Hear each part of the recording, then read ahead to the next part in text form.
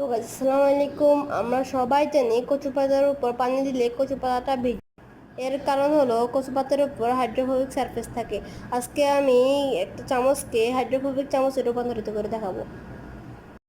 তো এখানে একটা মোম নিয়ে নিব, তারপরে মোমে আগুন ধরিয়ে দিব। এখন একটা চামচ নিব, এই চামচটাকে উল্টো করে এরকম আগুনের উপর ধরবো। আগুনের উপর ধরলে এই চামচটার উপর একটা কালো আবরণ পড়ে যাবে।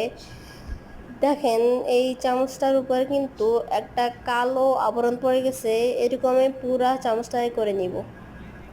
তো দেখেন কতক্ষণ ধরে রাখার পরে এই চামচটার উপর কালো আবরণ পড়ে গেছে।